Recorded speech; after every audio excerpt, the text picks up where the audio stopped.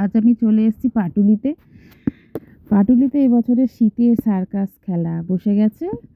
তো আপনারাও চাইলে আসতে পারেন, তার সমস্ত ইনফরমেশন রইল আমার এই ভিডিওতে।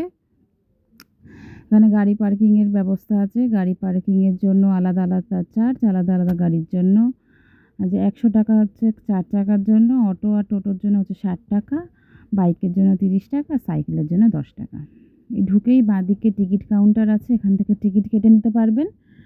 আর টিকিটের প্রাইসগুলো চলুন একবার দেখে নিই কী কী আছে। এখানে টিকিটের প্রাইস আছে ড্রেস সার্কেলের জন্য 200 টাকা।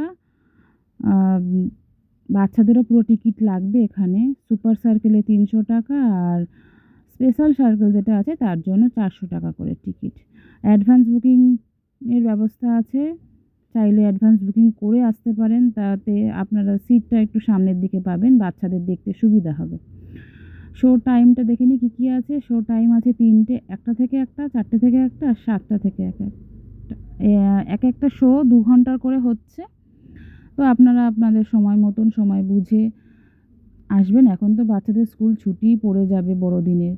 তো আপনারা চাইলে এমনি দিনেও আসতে পারেন, তাতে একটু ফাঁকা পাবেন। আর শনিবার রবিবার এলে একটু বেশি ভিড় হবে।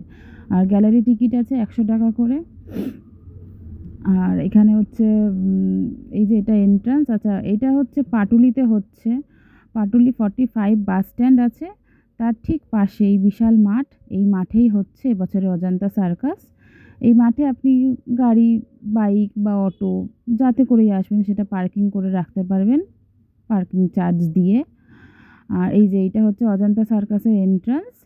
এইখান দিয়েই আপনাকে ঢুকতে হবে।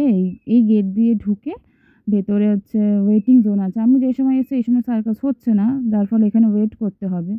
আর এই ভেতরে সার্কাসটা হচ্ছে।